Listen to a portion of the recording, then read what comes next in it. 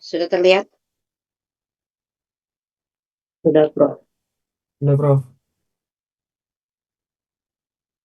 Saya belum Prof ya. Ya amin lah, cepat jadi Prof. Lupa saya.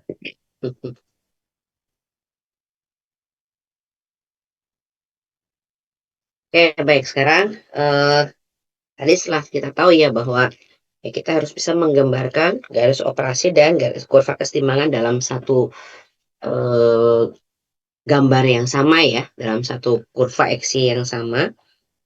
Nah, lalu kan kita harus bisa tahu bagaimana hubungan antara dua garis tersebut. Nah, maka ini coba kita lihat dulu ya fenomenanya atau proses perpindahan masanya seperti apa gitu di absorpsi ini. Nah, ini kita lihat ya di misalkan pada satu ketinggian tertentu. Jadi dari sebentar. Dari sepanjang kolom absorpsi itu yang tinggi itu ya nah di salah satu level tertentu ya, ketinggian tertentu, maka di situ ada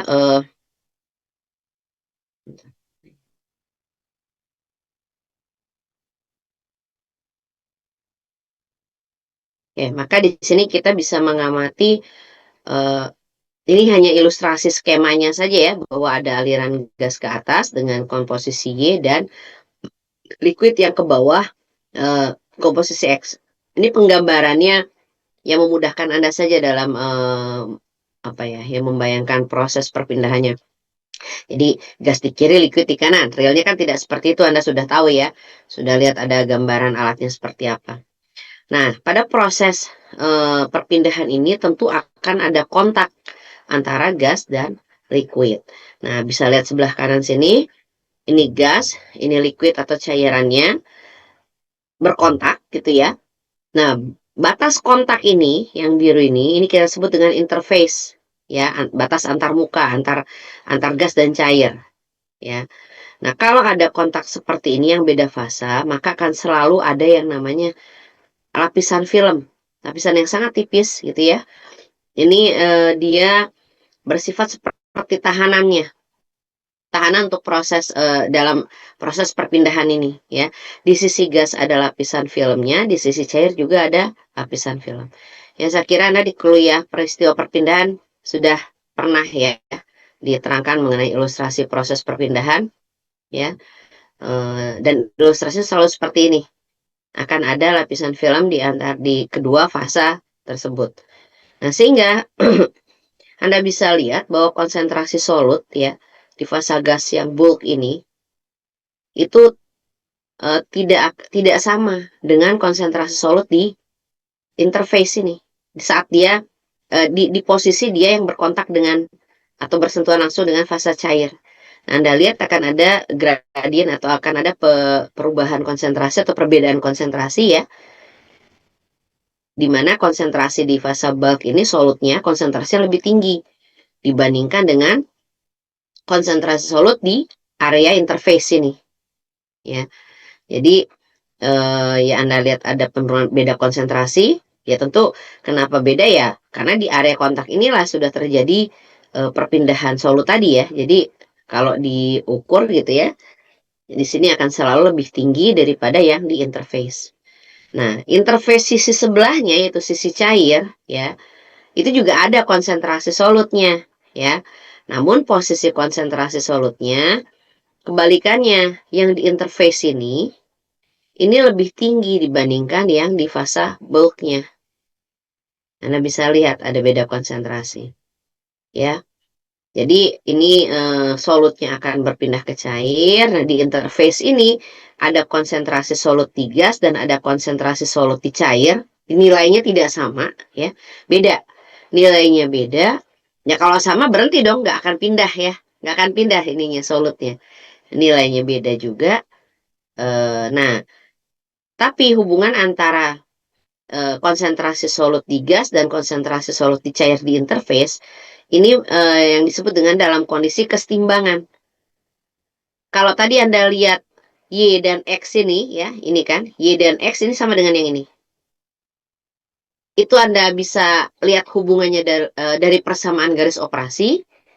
Nah, untuk yang di interface konsentrasi Xi dan Yi ini Anda bisa lihat hubungannya di kurva kesetimbangan. Kurva kesetimbangan itu kan Anda ngeplot ini juga kan, ngeplot X dan Y kan, ini ada X ada Y gitu ya. Jadi kalau Anda punya ambil satu titik ya di antara garis ini. Nah ini kalau dibaca ke sini berarti ini adalah XI, ini adalah YI gitu. Akan membentuk satu garis, satu titik kurva di kurva kesetimbangan. Korelasi antara XI dan YI ya. Jadi kalau Anda sudah punya kurva kesetimbangannya, kalau Anda tahu berapa XI, Anda bisa tahu berapa YI dari mana? Dari kurva kesetimbangan. Kalau Anda tahu konsentrasi X ini, Anda bisa hitung konsentrasi yang ini dari mana? Dari persamaan garis operasi. Ya. Jadi ilustrasi prosesnya adalah seperti itu.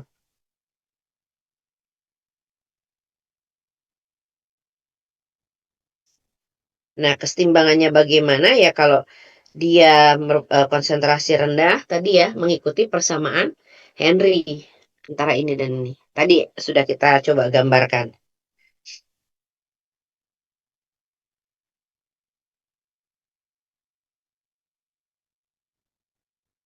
Nah, ini penggambarannya yang sebelah kanan nih. Ini garis operasi ya, hubungan antara X dan Y yang bulknya ya.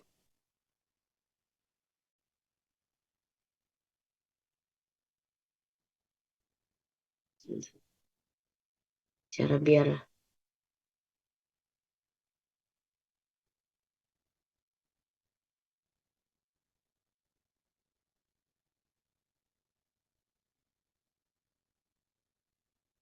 oke.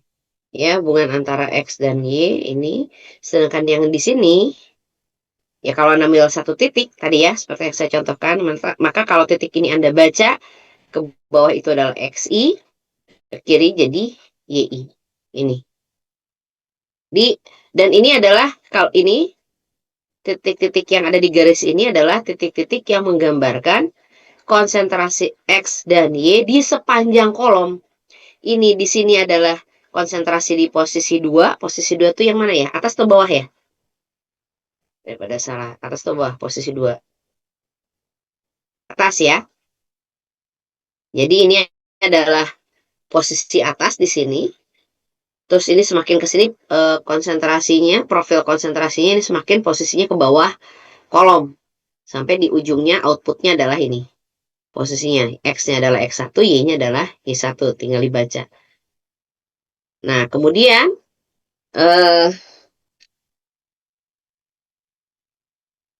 sekarang masalahnya adalah gimana, Anda sudah lihat kan prosesnya ini. Jadi dari bulk kemudian ke kesetimbangan lalu ke sini. Nah, berarti kan ini melibatkan dua garis ini. Ya, melibatkan dua garis ini, tapi Anda baru lihat garis secara terpisah hubungannya seperti apa. Kalau di distilasi, Anda mudah langsung membuat hubungannya dengan membuat garis-garis seperti tangga itu kan. Itu kan dihubungkan kan garisnya dari garis operasi kesetimbangan, lalu operasi lagi kesetimbangan lagi gitu ya. Nah, seperti itu bentuk hubungannya. Nah, untuk absorpsi gimana hubungan antara garis operasi dan kesetimbangan? Ya. Nah, kalau kita lihat ini ya, oke, ini juga saya harus gambar lagi ya di sini deh. Nah,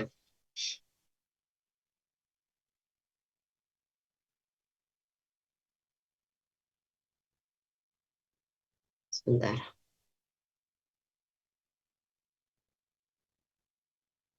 Oke, ya, di sini nih.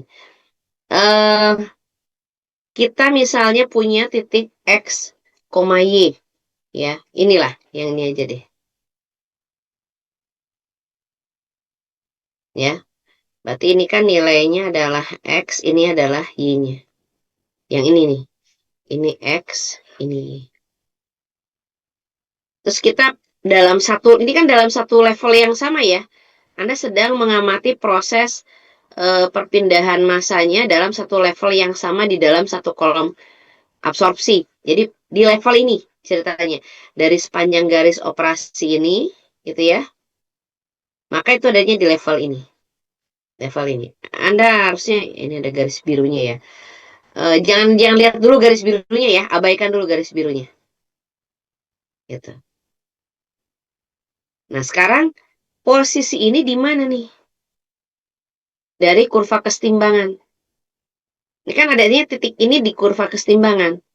Oke, sekarang pertama, ini YI. Anda perhatikan, nilai YI itu lebih besar atau lebih kecil dari Y?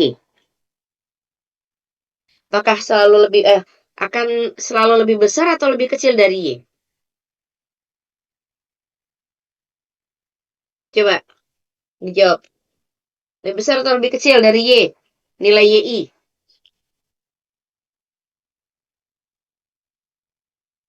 Karena ini kita mau tahu posisi eh, XI, YI-nya yang ekivalen dengan X, Y yang ada dalam satu bidang ini, itu posisi XI, YI-nya di mana gitu.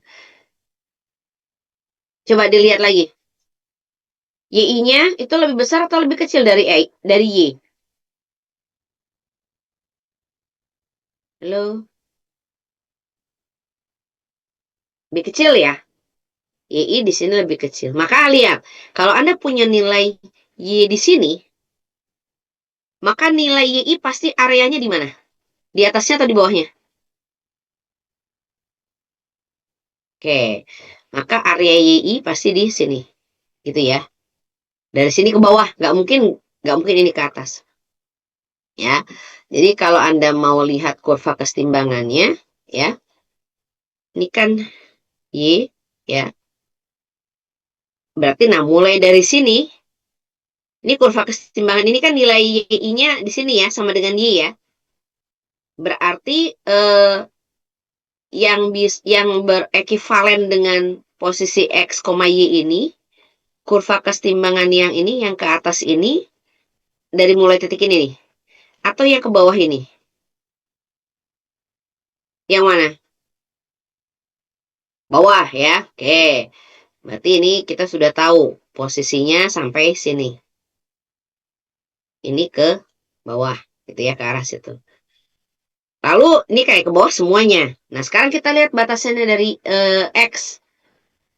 XI dengan X itu lebih besar mana? XI, oke. Jadi XI akan lebih besar dari X. X-nya ada di sini. Sini ya. Berarti di mana nih? Di sini ya. Di sini batasnya.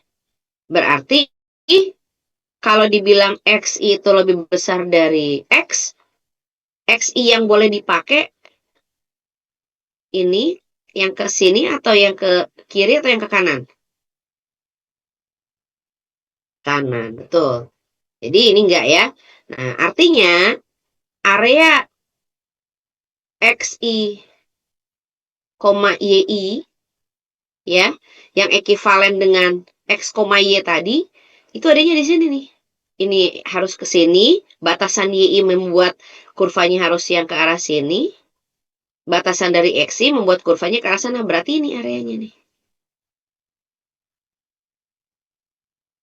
Ya, pakai ini deh.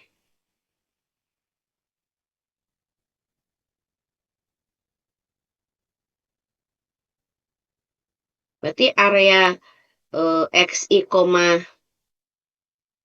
YI yang ekivalen dengan X, Y adalah batasannya di sini. Ya kalau misalnya Anda ambil titiknya yang ini ya sama juga, berarti Anda batasannya adalah ini. Ya batasnya berarti dari sini ke sini. Area XI, YI yang ekivalen. Tapi berapa ya? Itu kita belum tahu. Nanti kita lihat cara menghitungnya, cara mencarinya. Ya, gitu. Maka garis ini garis biru ini nih, ya dibuatnya miring ke kanan bawah. Mulai dari sini ke kanan bawah. Gitu. Dia tidak mungkin arahnya ke sini, gitu ya. Atau dia tidak mungkin dari sini arahnya ke sini. Itu nggak mungkin. Garisnya pasti arahnya ke kanan bawah. Ini. Di mana titiknya ya nanti kita lihat cara menentukannya gimana. Nah ini. Ya. Areanya ini. Jadi nanti justru Anda akan menentukan garis biru miring ini. Miringnya seberapa miring gitu ya. Apakah begini, apakah begini misalnya, kan masih bisa. Ataukah begini misalnya, gitu.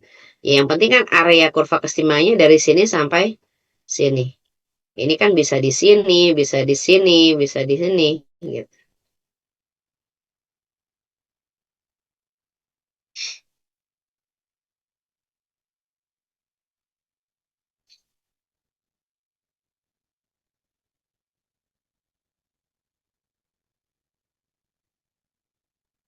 Oke ya, jadi ini summary-nya saja ya. Anda harus bisa menggambarkan garis operasi dan kurva kesetimbangan di bidang XY ini. Dan jangan lupa ini adalah X besar, Y besar. Ya, nanti kita akan cari hubungan yang menghubungkan garis operasi dengan kurva kesetimbangan di tiap level gitu ya. Tadi nih, apakah ini begini gitu ya, ataukah begitu, atau yang lainnya. Nanti kalau misalnya garisnya miring, ini semua akan begini. Nah, miringnya akan sama gitu. Artinya nanti korelasinya ini akan dengan ini.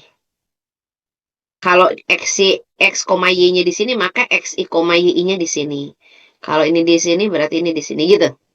Ya.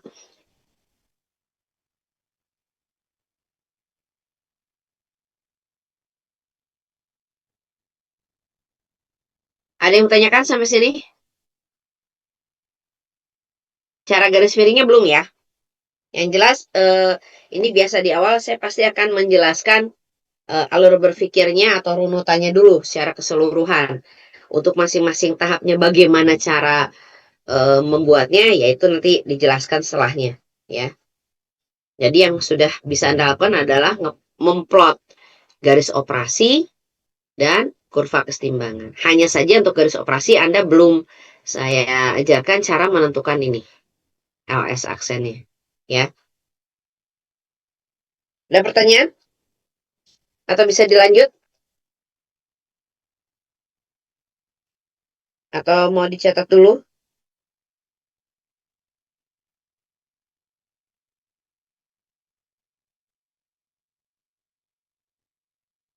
Oke. Nah, ini sekarang kita akan setelah jadi hubungan garis tadi itu ya antara garis operasi dan kurva kesetimbangan ya, kita nanti akan harus meninjau satu sisi lagi ya, yaitu eh, dari sisi laju perpindahan solutnya itu sendiri ya. Yang di awal kan kita menganalisa menggunakan raca massa solut ya. Raca massa solutnya tapi yang ada di ini gas dan cairan. Jadi tadi kan gas masuk, gas keluar, cair masuk, cair keluar gitu ya. Dari situ. Nah, sekarang coba kita lihat dari proses ini.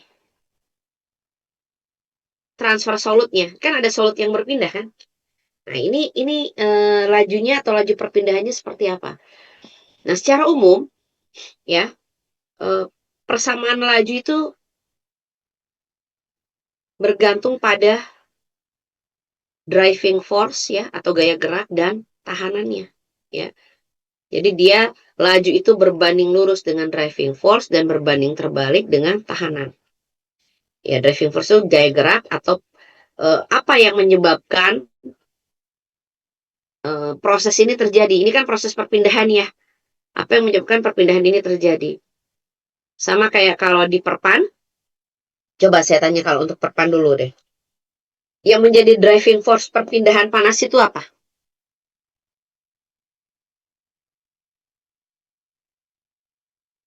Saya perjelas pertanyaannya ya. Sebenarnya itu jelas ya, yang menjadi driving force. Apa, Haris? Betul, adanya beda suhu. Maka kalau untuk perpindahan massa, apa yang menjadi driving force-nya? Perbedaan konsentrasi, Bu. Ya, betul. Ya, yang menjadi tahanan ini apa? Yang menjadi tahanan ini apa? Anda tahu tadi ada, kalau di perpindahan massa ini, ada yang namanya ini. apa tadi nih? Lapisan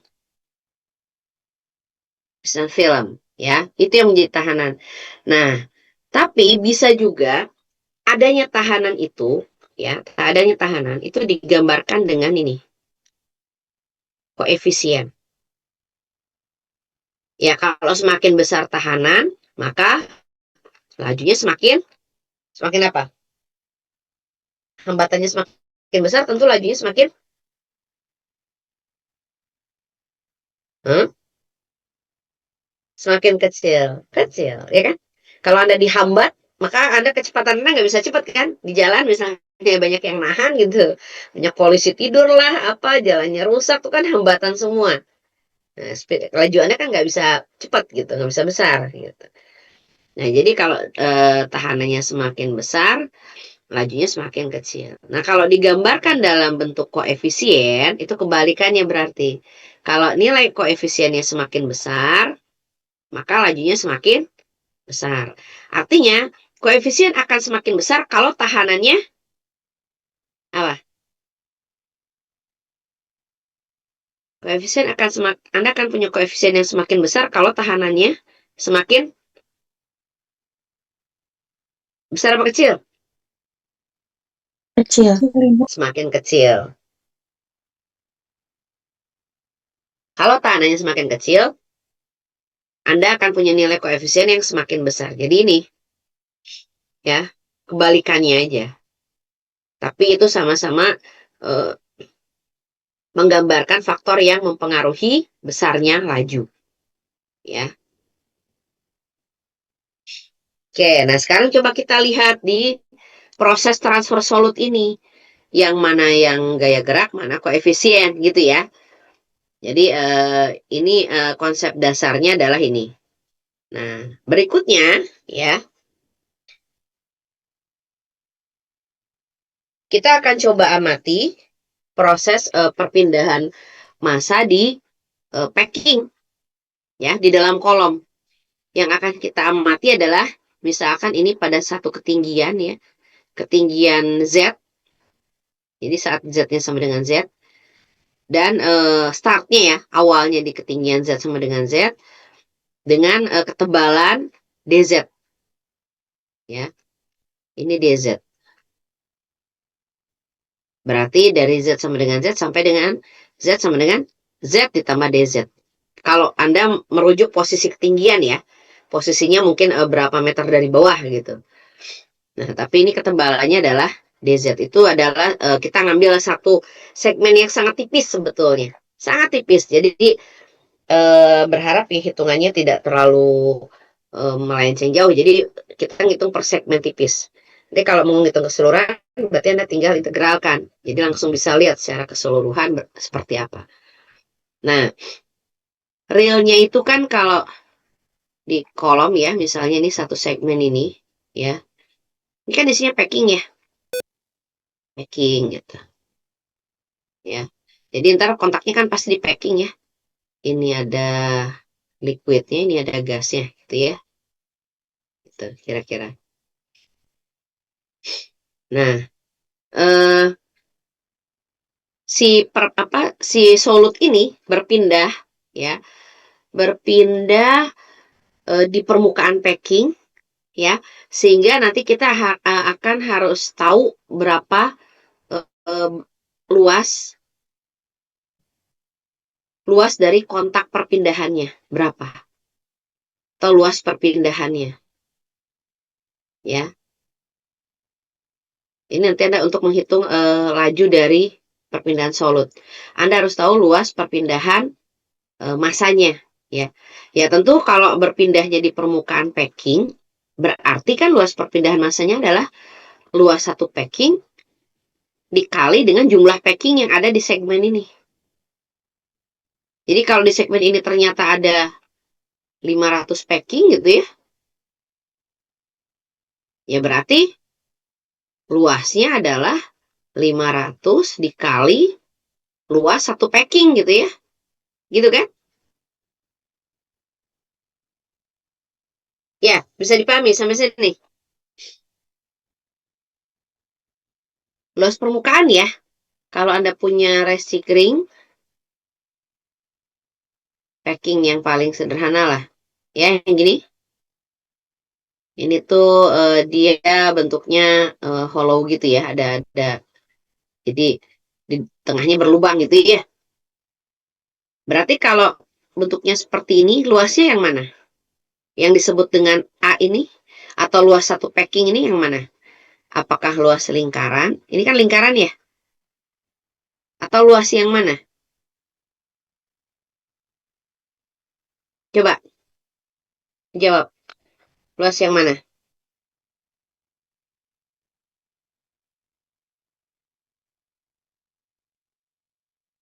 Ya, silakan.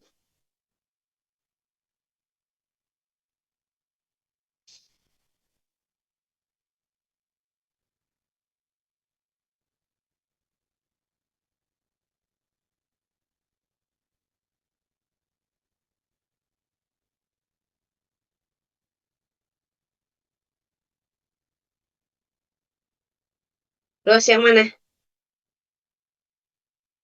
Kira-kira terjadinya kontak antara gas dan cairnya di mana ya? Di bagian mana?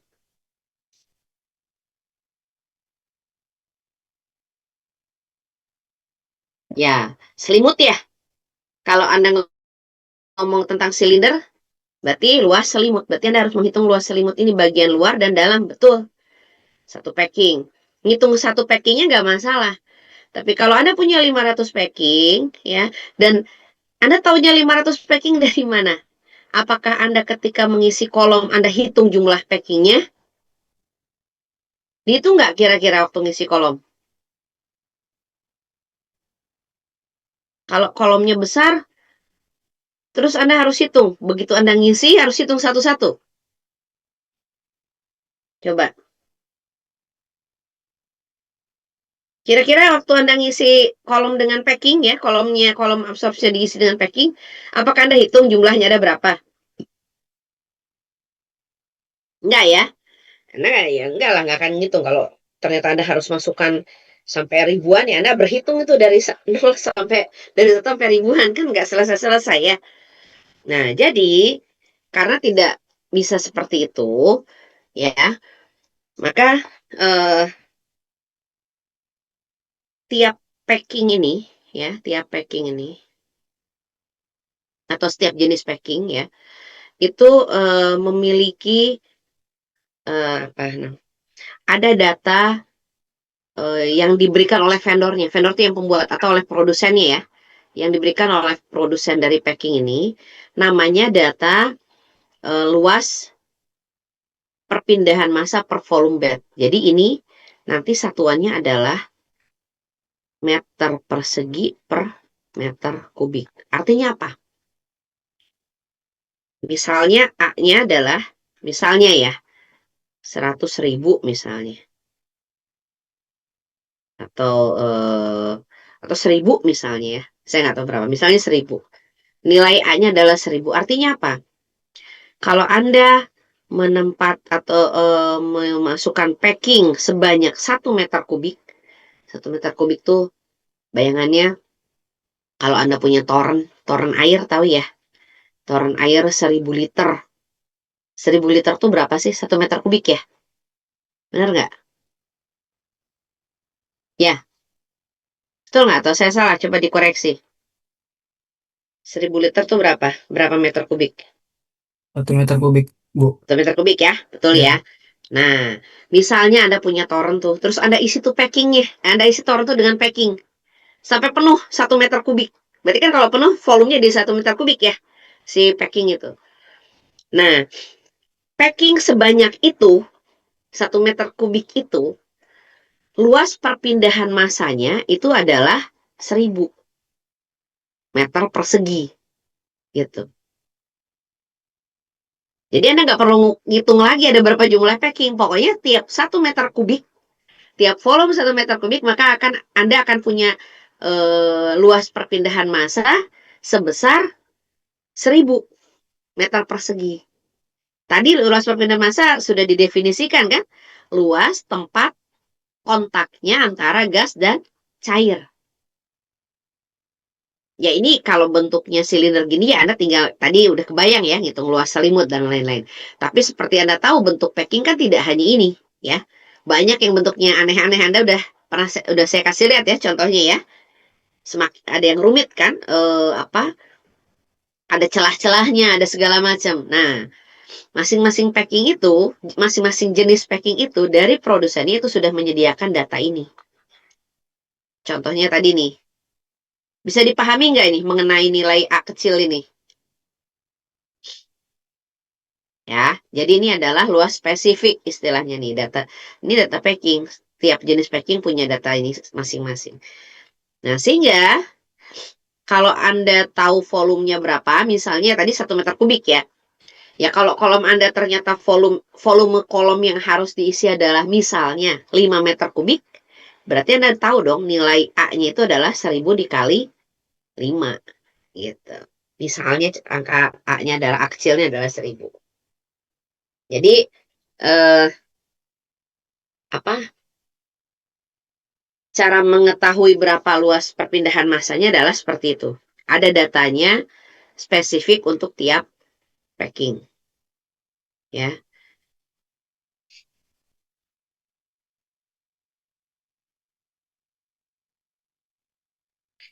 Nah, kemudian ini kan kita lagi menganalisa atau membahas atau mengamati satu segmen ini ya.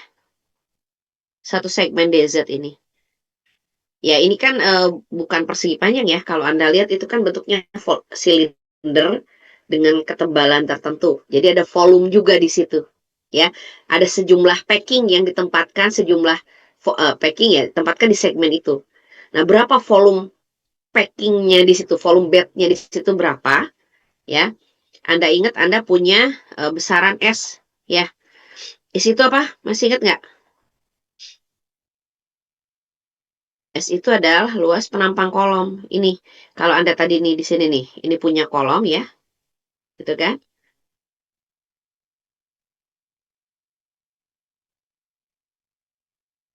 S.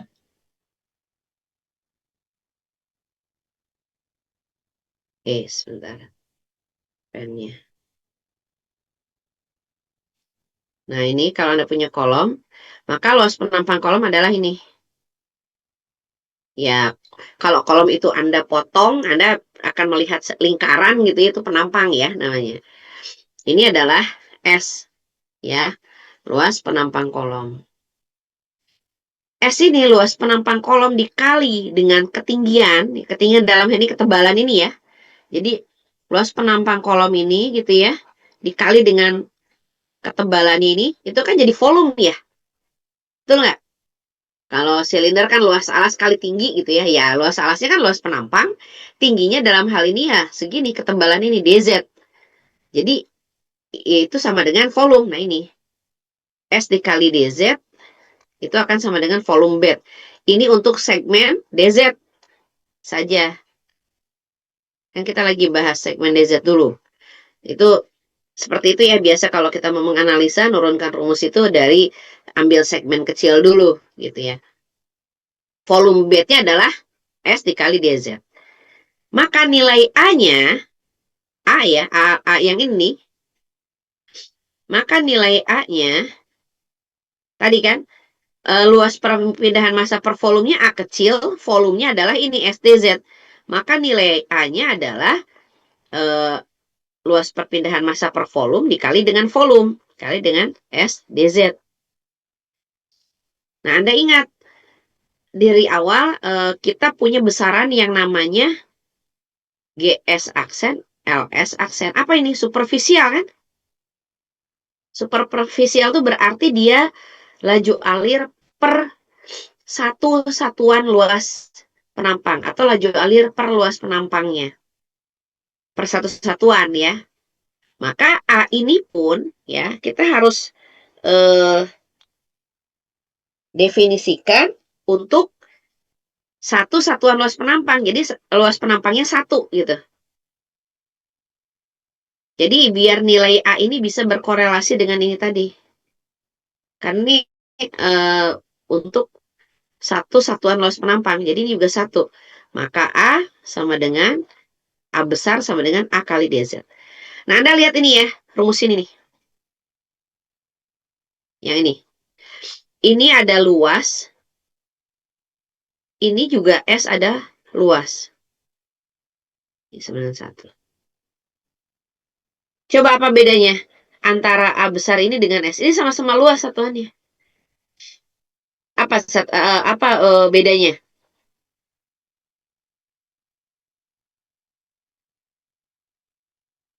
Apa bedanya antara A besar ini dengan S? Silahkan coba dijelaskan. Apa bedanya?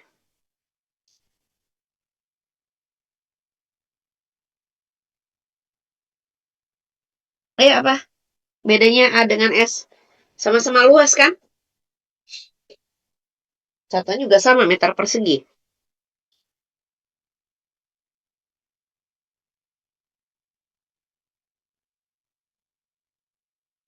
Ayo. Apa?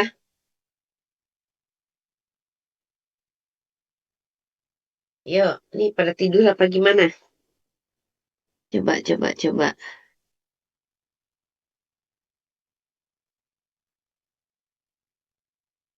Nah, tadi Haris terus yang jawab. Yang lain mana nih? Yang lain pada tidur. Atau ada? Siapa ada yang mau jawab yang lain? Ya, saya nggak lanjut kalau nggak ada yang jawab.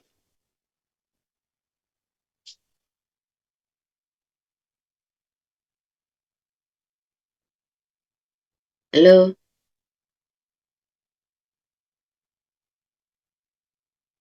Ya, saya nggak akan lanjut kalau nggak ada yang jawab. Izin Bu, kalau A itu luas perpindahan per volume bed, sedangkan S itu luas penampang kolom, bukan Bu? Kalau luas perpindahan per volume, yang ini nih, A yang kecil. Ini A yang besar inilah. Apa nih?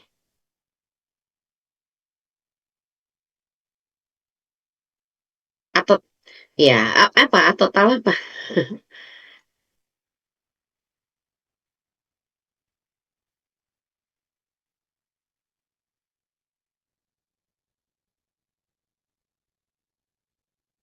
Nah, gimana coba jelasinnya? Gimana jelasinnya?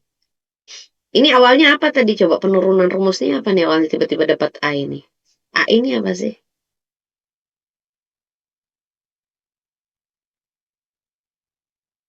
Kenapa? Iya, apa? Data apa? Data packing data apa?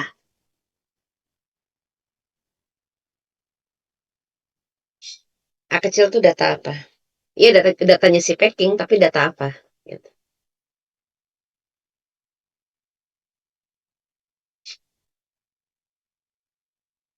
Itu ada di slide. Coba, data apa?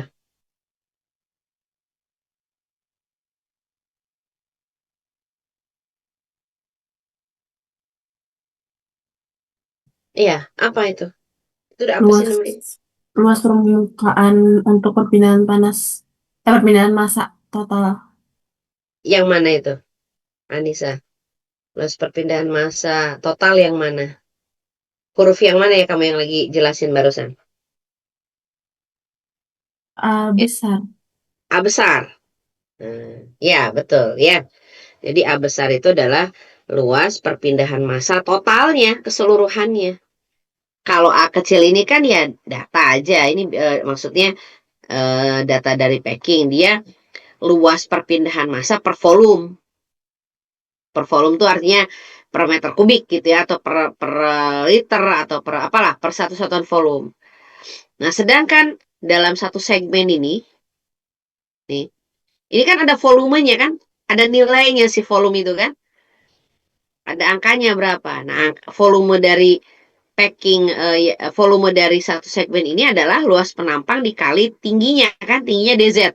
Luas penampangnya S. Jadi volumenya adalah S kali DZ ini kan. Nah, A kecil ini dikali dengan volume, maka Anda akan dapat luas perpindahan massanya. Ini meter persegi. Nggak per volume bed lagi ya, luas perpindahan massa untuk segmen ini. Gitu. Sedangkan S betul tadi. Harus juga bilang S betul, S adalah luas penampang kolom ini. Jadi beda ya. Makanya Anda kalau di dalam rumus ada variabel luas, apapun lah, ada luas pokoknya di situ. Anda harus bisa identifikasi ini luas yang mana. Bukan cuma di rumus ini ya, rumus yang lain-lain. Sama kayak di perpan. Anda kan banyak rumus pakai A-nya kan? Q sama dengan U kali A kali apa? Delta T per delta X gitu ya. Kan ada A-nya. Anda harus tahu itu A-nya yang mana. Kalau alatnya adalah shell and tube, itu A-nya yang mana? Kalau alatnya plate and frame, itu A-nya yang mana? Akan pasti menunjukkan ke satu lokasi kan? Lokasinya di mana nih? A yang mana? Ya sama kayak Anda kalau mengukur luas tanah, ya harus tahu tanah yang mana kan gitu. Kayak di sini, S ini luas. Luas yang mana ya? Luas yang di sini nih lokasinya nih. Penampang. Ini S. Ini A-nya luas. Luas yang mana? Ini luas semua packing yang ada di dalam ini. Ditotalin luas packingnya adalah A yang ini. Gitu. Karena tempat berpindahnya atau tempat berkontaknya gas cair ya di permukaan packing ini. Gitu. Jadi ini adalah luas permukaan packing dalam segmen ini. Beda ya. Jelas berarti beda dengan S ya. Bisa dipahami? Saya? Oke. Ini penting ya. Sehingga tadi ketika kita mau menyamakan dengan GS aksen dan LS aksen, S-nya kita buat satu. Karena ini juga per satu satuan luas kolom. Sehingga A-nya tinggal A kecil kali DZ. Nah, kita lanjut ya. Nah, maka laju perpindahan atau flux ya. Anda udah belajar juga saya kira di peristiwa perpindahan. Flux itu kan N ya. N flux, kalau flux itu kan laju per luas penampang ya. Jadi ini belum ada bukan dengan GS ya. Kalau GS kan ini laju gas. Ini adalah laju solut, laju perpindahan solutnya. Laju perpindahan solut kalau kita tinjau dari sisi gas, karena beda ya. Gas punya properti sendiri, cairan punya properti sendiri. Driving force di gas itu adalah ini, beda konsentrasi antara ini dan ini. Ini driving force dari perpindahan massa di fasa gasnya. Jadi dari fasa bulk ke interface itu ada proses perpindahan, ada. Yang jadi driving force-nya adalah Y, perbedaan antara Y dan YI. Di fasa cairan yang jadi driving force-nya adalah ini, XI dan X. Beda berarti kan? Maka Anda harus menganalisa secara terpisah gitu. Kalau dari fasa gas, ini laju perpindahan solut, ini flux itu tadi laju per luas, maka Anda harus dikalikan dengan luasnya, luas perpindahannya, ya. NA kali A, itu adalah, ya, NA-nya sendiri, tadi kalau perpindahan itu, ini maksudnya senyawa A ya, senyawa yang dipindahkan. Perpindahan itu apa tadi? Koefisien dikali driving force ya. Masih ingat kan? Ini koefisien dikali gaya gerak atau driving force. Koefisiennya kalau untuk fasa gas, koefisien fasa gas berarti dia Y. Y itu menggambarkan kondisi di fasa gas ya. Dikali driving force tadi yang saya bilang, driving force-nya ini Y dengan YI. Besaran mana ya? Y atau YI? Besaran Y ya, maka saya tulisnya Y min YI. Lalu A-nya, luas perpindahannya, tadi udah kita definisikan. A dikali DZ. Tahu kenapa A kali DZ ya? Karena S-nya tadi kita anggap 1. Maka NA dikali A, ini hasilnya nih.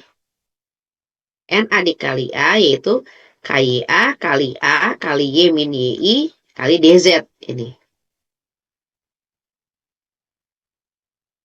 Kalau kita tinjau dari fasa cair, ya harusnya sama. A-nya kan sama juga kan ya. A-nya kan ya di packing juga. Sama berarti kan. Laju solutnya ya sama juga NA. NA kali A itu, nah yang beda adalah nilai K-nya. Karena ini K di cairan, KX. Ya, driving force-nya juga beda. XI min X. Ini. Yang lainnya sama. Packing yang dipakai sama kan kontaknya di packing yang sama.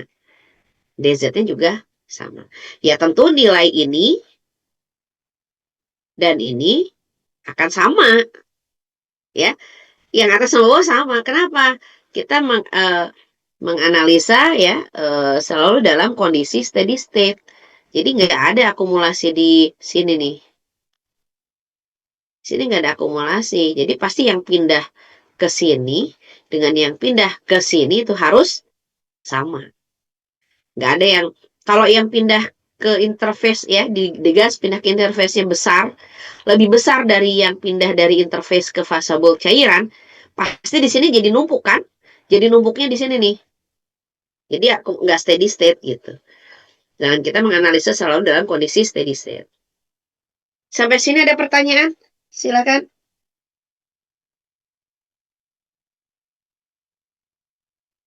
Silakan kalau ada pertanyaan. Udah mau habis waktunya. Oke, saya lanjut aja ya. Atau gimana? Lanjut. Oke, lanjut ya. Nanti kalau ada yang merasa harus dijelaskan atau berhenti dulu langsung bilang aja. Kalau nggak ini ya boleh raise hand atau boleh langsung bicara aja. Nah, sekarang coba kita lihat raca masanya yang melibatkan perpindahan solut tadi. Nih, melibatkan ini. Kalau dari tadi kan raca masanya ini nggak kita lihat, yang jelas kita langsung melihat di sisi LS aksen ya kan? Gitu. Ya, sama aja ini bisa. Nah, sekarang kita coba kita tinjaunya area yang ini. Area yang setengahnya, yang di gasnya aja. Nah, ini pindahnya ke LS aksen. Kalau tadi kan ininya nggak kita lihat, langsung lihat ini, itu ya. Nih. Sekarang yang kita ingin amati ya ini, detail dari perpindahan NA-nya ini. Oke, ini neraca masanya ya. Jadi kalau yang masuk ke segmen DZ ini adalah GS aksen Y, yang keluar adalah GS aksen Y tambah DY, ya karena ini tebalnya DZ, maka ini jadi DY. Kok nambah Bu? Itu ya, ini bisa jadi nanti negatif sebetulnya gitu DY-nya ini gitu. Tapi kan ini neraca massa apa ya? Ya kita lihat secara umumnya. Nah, jadi kalau di sini area ini Anda udah bisa lihat yang masuk sama dengan yang keluar. Yang masuknya apa? Coba, yang masuknya neraca solutnya apa? Mana yang masuk? Dari sistem ini yang merah ini. Ini bukan ya, ini nggak ada yang masuk. Ini cuma nunjukin ini luas perpindahannya ini. Yang masuk mana? GS aksennya bukan Bu. Oke, ini inputnya ya. Yang keluar, GS aksen Y plus DY. ini output. Ini aja. Atau ada lagi yang keluarnya? Kalau cuma ini berarti nanti ini sama dengan ini dong. Padahal kita kan pengen berubah. Yang keluar mana lagi? NAA, Bu. Betul, ini output juga. Ya, maka Anda bisa lihat di sini. Input, ya, sama dengan output ini, ditambah output ini. Itu ya, ini neraca masanya. Nah, diuraikan, ini dikali ini dikali ini. GX aksen Y ditambah GS aksen DY. GS aksen Y dengan GS aksen coret ya, jadi 0. Tinggal GS aksen DY. NA kali A, udah kita uraikan tadi ya. Nih, KYA, Y min YI kali DZ. Dimasukkan ke sini. KYA, nih.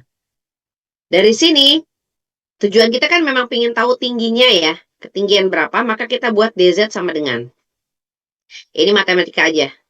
Dari sini, DZ sama dengan ini. Ya. DZ sama dengan ini. Nah, lalu, kita tuntaskan dulu. Ini adalah kolom ya. Kolom keseluruhan. Nih ya. Ini kolom. Paling bawah posisi Z sama dengan 0. Paling atas tinggi posisi Z sama dengan H. Ya. Maka persamaan tadi kita integralkan. Ya. DZ integralnya dari 0 sampai H. Ini juga diintegralkan, sementara suku yang ini konstan. Maka Anda bisa keluarkan di sini. Ya, ini jadi H sama dengan ini. Oke, sedikit lagi. Nah, ini yang konstan ini jadi ada dua suku ya. Ini dan ini. Yang ini, yang konstanta ini menggambarkan tinggi dari satu transfer unit untuk fasa gas ya. Transfer unit itu apa sih? Jadi kalau pakai tray, Anda menyebutnya berapa kali? Bukan berapa kali ya. Ya, istilahnya dengan tahap ya, jumlah tahap gitu. Jumlah tahapnya ada berapa? Kalau di packing, Anda menyebutnya dengan transfer unit ya, karena kan packing nyatu ya. Packing nyatu, terus gimana Anda cara milah-milahnya, membuat itu jadi segmen-segmen kayak plate gitu ya. Nah, itu dinyatakan dengan transfer unit. Nah, sekarang jumlah tahap tadi ini, yang bawah dulu deh, yang kanan dulu nih. Yang ini. Ini adalah jumlah transfer unit. Ya mungkin kalau mau boleh dikatakan hampir setara dengan jumlah tahap itu. Nah, tapi ini kan bentuknya packing. Satu transfer unitnya sendiri itu berapa tingginya? Nah ini. Ini menggambarkan tinggi untuk satu transfer unit, ini menggambarkan jumlah transfer unitnya ada berapa. Ya kalau dikalikan Anda akan dapat total transfer unit berapa gitu tingginya. Ya artinya transfer unit itu kan terjadinya di packing ya, berarti tinggi total dari packing. Ini disebut head of transfer unit fasa gas ya, HTU atau HTG, atau Anda bisa menemukan HTOG. O-nya O kecil ya, of gas biasanya ini. Kalau yang number of transfer unit ya NTOG gitu. Kalau Anda bisa temukan di buku tulisannya seperti itu. Ya. Nah, Anda lihat ini yang tinggi untuk satu transfer unit. Ya, artinya tinggi packingnya itu ya. Sebenarnya bukan tinggi satu transfer unit itu tingginya berapa, itu dipengaruhi oleh ini. GS. Kalau ini kan KY kan dari awal kita sudah menggunakan gas yang tertentu, maka nilai KY-nya tertentu. Ya, lalu kita pakai packing tertentu juga nilai A-nya tertentu. Jadi ini fix yang bawah. Yang mungkin kita berubah-ubah selama operasi, ya ini kan nilai GS-nya kan. GS aksennya artinya bisa berubah ketika kita ada tambahan gas yang mau diproses, ya GS-nya nambah gitu. Nah, kalau GS-nya nambah, maka tinggi untuk satu transfer unitnya juga akan bertambah. Satu transfer unit tingginya akan lebih besar. Ya, sehingga akan menghasilkan tinggi packing yang dibutuhkan juga jadi lebih besar. Kayak terakhir ya. Ini tadi saya bilang ini kita lihat dari gas, sisi gas ini. Ya, yang ini. Ya, yang sebelah kiri ini aja nih. Ya, tentu kan harus sama dengan sisi yang kanan tadi saya bilang kan, karena kita steady state. Nah, jadi bisa juga Anda meninjau dari sisi, atau menghitung laju tadi, atau menurunkan rumusnya, itu dari sisi cairan juga bisa. Anda akan peroleh ini. Ininya adalah LS, ya. LS per KX per A, ya. KX tadi koefisien di sisi cairan. Yang ini laju alir solvent. Yang diintegralkannya tentu driving force di cairan, XI dan X. Gitu. Oke, tapi ini jarang ya. Nanti ujian pun pasti dari sini. Kita akan ngitungnya dari sisi gas. Silakan kalau ada yang mau tanyakan. Materinya sudah selesai. Atau mau diresapi dulu. Saya ada ini dulu sebentar ya. Minta waktunya dulu sebentar.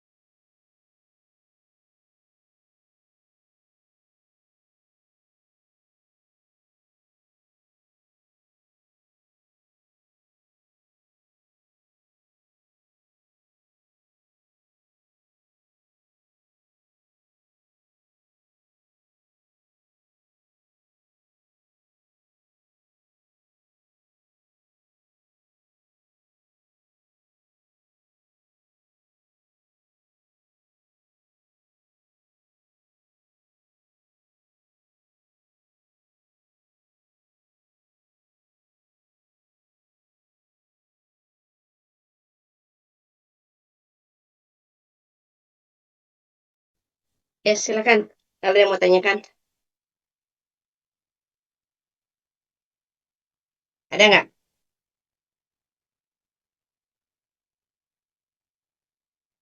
Kalau nggak ada, ya saya akhiri, saya absen dulu.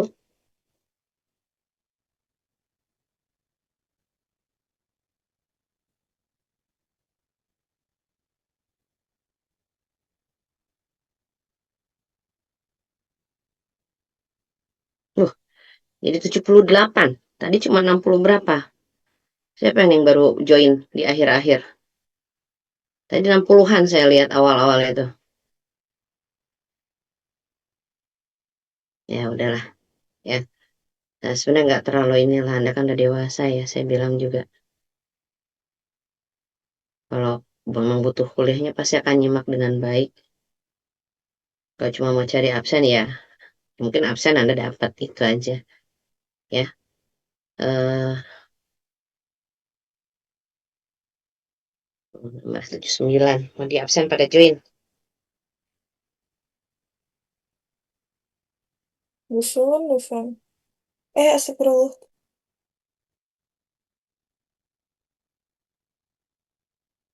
Kayaknya nggak usah saya absen deh. Udah, saya anggap masuk semua aja lah. Ya, nggak apa-apa. Nih, dua, dua pertemuan terakhir. Oke, baik. Ada yang mau tanyakan nggak?